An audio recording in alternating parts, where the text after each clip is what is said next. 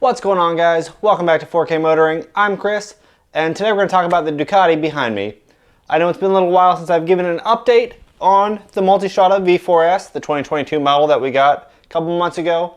So I figured now would be a good time just to give you guys just a short update of how the bike is, what my experience has been, and a couple of the key points after almost 7,000 miles now on this bike.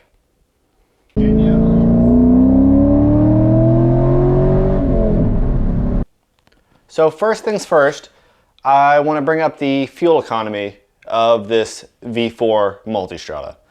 This is something that was talked about pretty greatly when this bike first was introduced, just because it was kind of dramatically different than at least the Multistradas of past and really most other bikes of its segment. So this is something I've been monitoring pretty closely over the time I've had this bike. Again, just shy of 7,000 miles on this bike now. Here's what I found out. It is totally possible, if you're doing highway miles, to get 200 miles per tank reliably. A recent trip I just did from Raleigh, North Carolina out towards the mountains, Little Switzerland, that area, we did basically got fuel and 200 miles straight on the interstate with no stopping. Our speeds indicated were 84 to 85 on the speedometer, which in Ducati talk means about 80 miles an hour of real speed. So not a super efficient speed, but nothing too crazy. We noticed that the fuel light came on and we ended up getting gas right at the 200 mile mark indicated on this bike. And I found the odometer to actually be pretty accurate on this bike. So right at 200 miles, we got fuel consistently without stop. The fuel light was on, but it was not at 0 miles yet. It was above that. 200 miles, got fuel, and found that we still had exactly 1 gallon left in the tank. It took 4.8 gallons, and this is a 5.8 gallon tank. So what does that tell you? You can do a little bit of math and figure out exactly what the max range of this bike is, and it's really not too bad.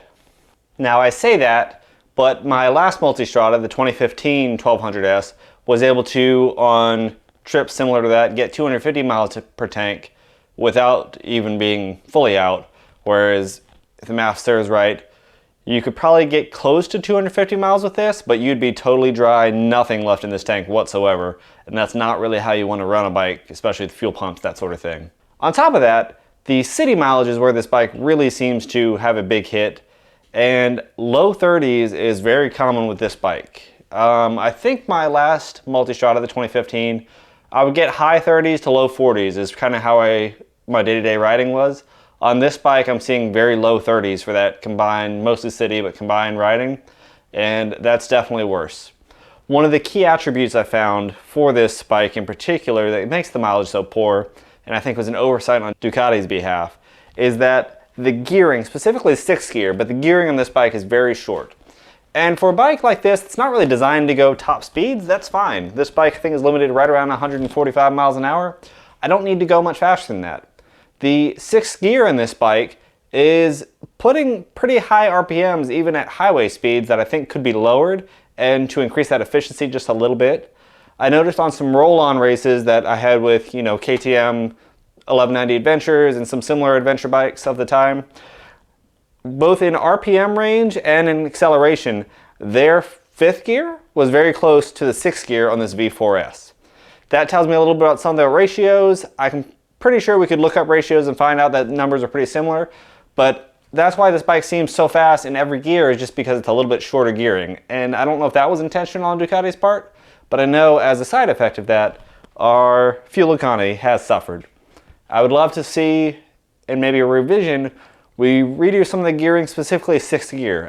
Everything else I think is totally appropriate on this bike, but 6th gear is really something you only use when you want to cruise and in highway conditions. Seems reasonable that they'd want to make that a little bit longer, a little bit taller, just to get those RPMs down, maybe increase efficiency a little bit more. Okay. So we can see in the center, and as we push out to the side, kind of what our tires are at. So these tires, again, have right about 7,000 miles on them. The front, we're around 5 to 6 30-seconds on them. They're wearing pretty evenly. The tread pattern looks pretty good. The fronts don't have a lot more than that to begin with, so I've not noticed a lot of wear on that front tire in particular. The back tire, on the other hand, is a different story. as we'll start to see when we look at it, it's definitely flat spotted towards the center as a result of all the highway trips and highway riding this tire has done. Even so, there's still pretty decent tread, as I'm showing in the center of the tire, right at 6 to 7 30-seconds, something like that. Whereas on the side, kind of in the peak, we're up to right about 9 to 10 30-seconds, somewhere in there. So it's definitely showing some wear, but again, 7,000 miles on these tires, and we definitely have some life left. I mean, even if we do all highway, we've got some life left in them, which is a good sign. I'm thinking we're probably going to be able to get an easy 10,000 miles out of these tires. And if I remember from my old 1200S with that 190 section rear tire, I think I wore through them a little bit faster. So all in all, I'm not too upset about the tire life on this bike, even with the narrower tires that I thought were going to wear faster. They really haven't seemed to do that. When it comes to the navigation on this bike, this is still something that I am struggling to be okay with and find some peace in. Now, with the latest update, both on the new Android for the Pixel and with the latest update on the actual Ducati itself, I found that the connection, the Ducati Connect, has worked pretty flawlessly every time. Been very happy with it, had minimal to no issues, and I'm overall good with that. My problem is with the actual navigation side. So what I've found is that the menu that is given in the bike is less than adequate. The buttons don't seem to be functional on the bike.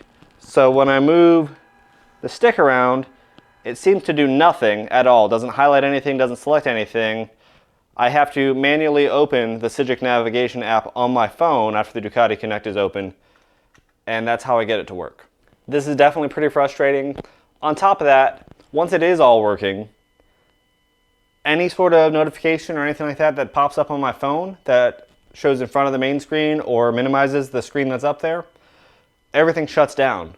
For some reason, I don't know why, we can't get any of these Ducati Connect or Cigic apps to run in the background on a phone and still stay active. It's very frustrating. Again, Android Auto works on these phones. In the background, nothing popped up on the phone, it just works. On a bike like this, I would expect things to be a little bit more seamless and have, you know, maybe that app or something like that just work in the background, it even not be present.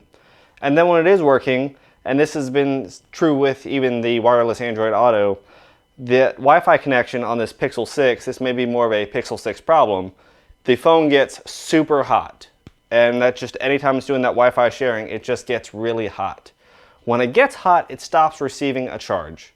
And this is something I've talked about before. I do have the RAM wireless charger there that it sits on. And overall, I do like that thing a lot. A wireless charging mount that don't have to plug in all the time is really nice. That's in opposition to this little built-in cubby that the Pixel 6 Pro, the larger phones, do fit in. It's a very tight fit, but they do fit in. There is a charging port in there.